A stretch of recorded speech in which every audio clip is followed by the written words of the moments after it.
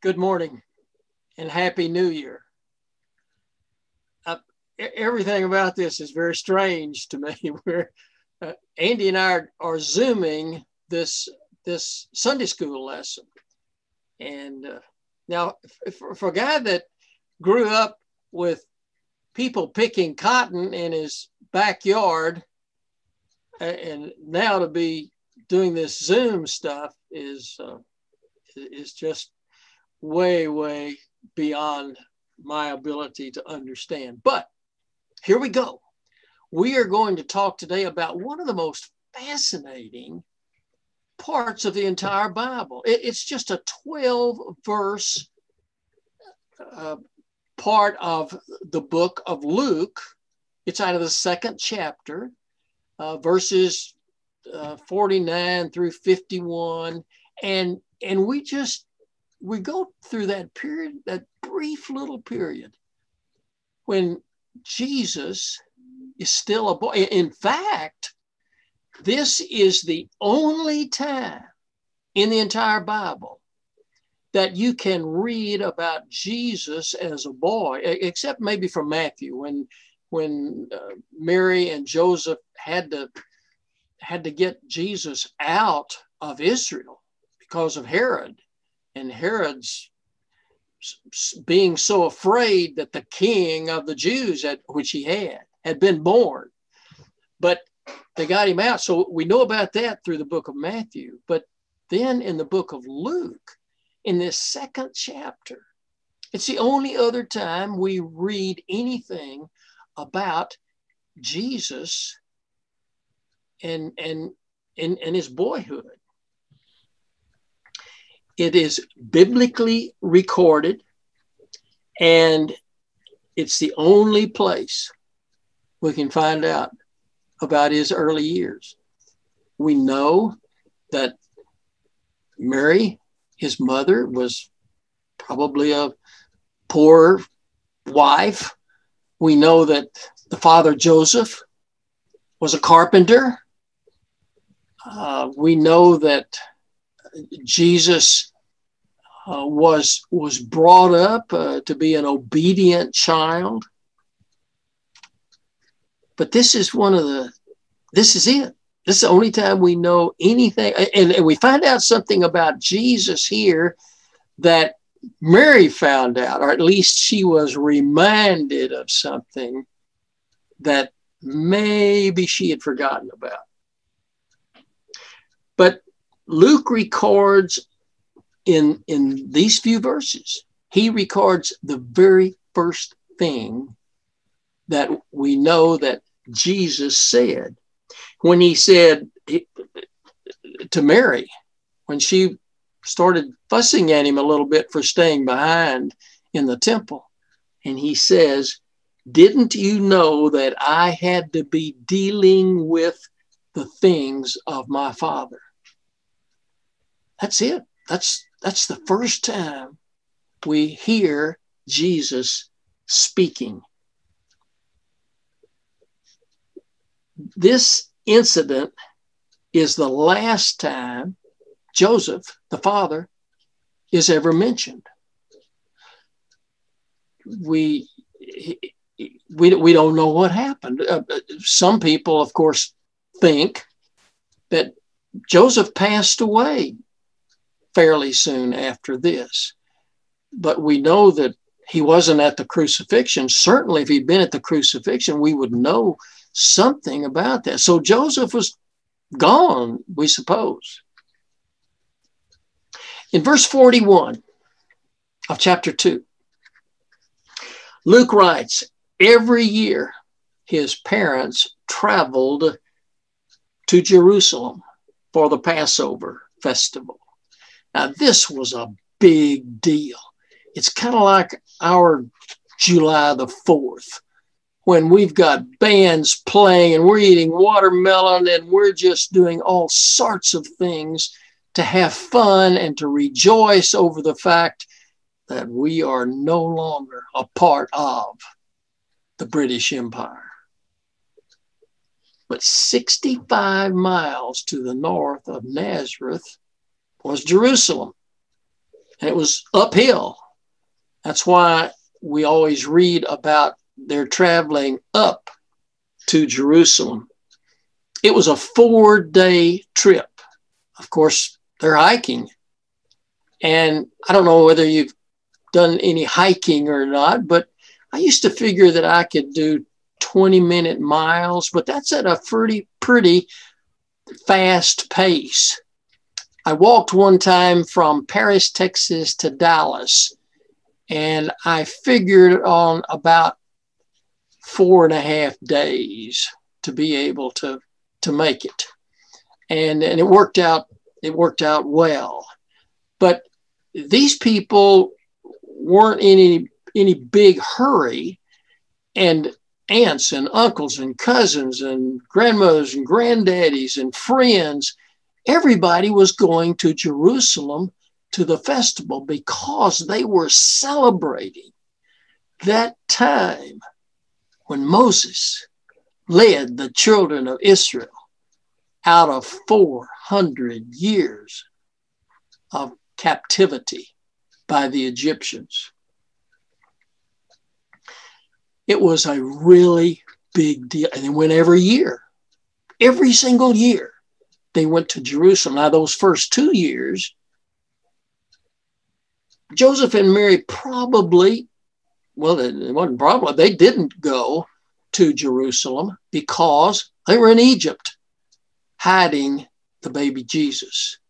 So we can figure maybe for the last 10 years, 9 or 10 years, the whole family and all their friends and relatives walked to Jerusalem, 65 miles. And the big deal at the feast of the Passover was the lamb. The lamb was the center of attention at the feast. And little did they know that the Lamb of God was actually with them on this trip. Another important thing is that Luke points out that Jesus was 12 years old. Now that's important because in the Jewish culture, a child remained a child until he was 13 years old. So Jesus was still a child. That's true even today. I know you've read or heard about bar mitzvah, which to the Jewish boy today, when he becomes 13, he goes through the bar mitzvah, which gives him the right to ask questions and to learn about Jewish religion.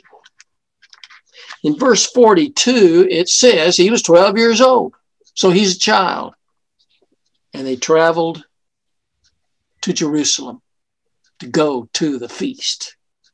Verse 43 says, when the feast was, we don't know how long the feast lasted, 2 or 3 days probably.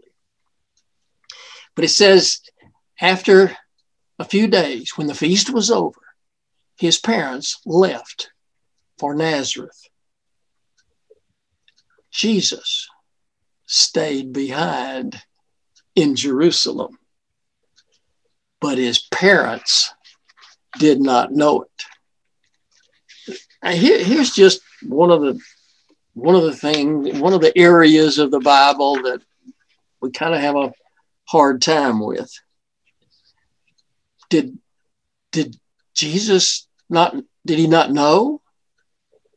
I mean, you're 12 years old and everybody's leaving Jerusalem, but you're not leaving. And not only that, but you're going to go to the temple. And what a story that must have been. But in verse 44, it says, look at that first word in verse 44, 2:44. The first word is assuming. How many times have you gotten into trouble because you used that word assuming or assume. But both Joseph and Mary assumed that Jesus was in the traveling party. This would not be unusual. Large crowds of people, kids playing with kids, cousins, aunts, uncles, lots of friends, traveling and having fun and singing and dancing. Quite a celebration had been held in Jerusalem, and they're going home. So it's not too unusual that they just figured he was in the traveling party. They journeyed for a whole day, maybe 20 miles. And then it began to bother Mary, I'm presuming, because Joseph was probably very macho and figured that any 12-year-old kid could take care of himself, but not Mary. And Mary began wondering, where is Jesus? I haven't seen him all day. And they began looking for him among friends and relatives. And verse 45 says, and when they did not find him, they went back to Jerusalem to search for him. You see, Mary is beginning to hurt now. It's beginning to bother her that her son is not with them. After 3 days, they found him. So they went out for a day. It took them a day to get back to Jerusalem. And then, during that third day, it may have been that someone told them, hey, have you heard about this kid that's in the temple, astounding the Sanhedrin? Maybe that's how they found him. We don't know. All we know is that Luke says they found him.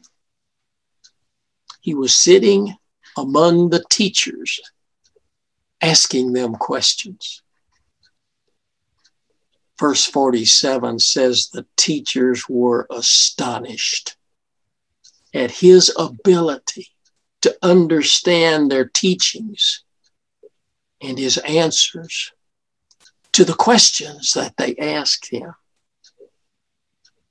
It reminds me of a verse 40, that's not in our lesson, that says, and the child continued to grow and to become strong. He's a carpenter's son, increasing in wisdom, and the grace of God was upon him. So Jesus' wisdom was increasing all of this time. Verse 48, and when his parents saw him, how can you just put yourself there? I mean, you're Joseph and you see him. He disappeared for 3 days. What would Joseph's reaction be? There's Mary. Her baby boy is found. He's been gone 3 days. And there he is. But we don't know who said this. But Luke says, son, speaking to Jesus, why have you treated us like this? Your father and mother have been anxiously searching for you. Actually, that's Mary speaking, isn't it? She says, son, why have you treated us like this? Your father and I, that's Mary, have been anxiously searching for you. Jesus answered. We could talk long and hard about this. Why were you searching for me? Didn't you know that I had to be here dealing with the things of my Father? Jesus said, I'm supposed to be here. Mary, don't you remember? Has it been that long since the angel Gabriel appeared to you and said, Mary, you have been found with favor of God, and marvelous great things are going to happen to you. Your son will save the people from their sin. But Luke says they did not understand what he was talking about. I guess 12 years had been too long. Except we read one more thing in just a minute. In fact, in the very next verse, Jesus went back to Nazareth with them and lived obediently with them. And then it says, Mary kept all of these things deep in her heart. So it was coming back. She knew. Verse 52, and Jesus matured, growing up in both body and spirit, blessed by both God and the people of Nazareth. I guess I thought mostly about obedience and what obedience is. It's the submission to another's authority. And Jesus having to make a momentary decision whether that obedience is to God or to his parents. Why did Jesus stay behind? Did he not know that his parents would be frantic when they could not find him on their way home? The answer, of course, is yes. So why did he stay? It was important to him. I tried to think of reasons that he stayed. And I thought of one thing. It was important for him to know what other people thought of God. He was a carpenter's son. He didn't get around the public very often, certainly not learned people like those in the Sanhedrin. So he wanted to know, what do other people know about God? Intelligent, learned people. Or another thing, maybe he wanted to have an opportunity to talk to the leaders of the Jewish religion about this thing they just celebrated, Passover. And where did Jesus figure into this celebration? Or another reason he may have stayed, because he knew that his parents would not have given him permission to stay. That sounds so normal to me. Mom, y'all go on home to Nazareth. I'm going to hang around here and talk to some people in the temple I'm 12 years old. Mary says, no way. You come with us right now. So he knew they wouldn't give him permission anyway. And then finally I thought, maybe, no.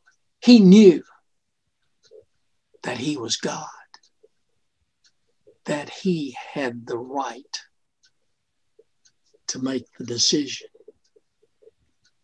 Unlike any other 12-year-old in history, this Jesus was God. That's really all we know. It doesn't answer any question. You know, you go to Genesis 1:1. It says, in the beginning, God created the heaven and the earth, and the earth was without form and void. And we say, yes, that's the way it is. We read about Moses raising his arms and the waters of the Red Sea parted and the children of Israel walked across that. That's a fact. We know that is true.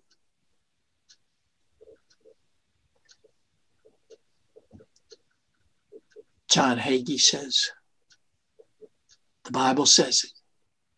I believe it. And that settles it. But here's one little spot in the Bible that we don't get a really clear, absolute answer.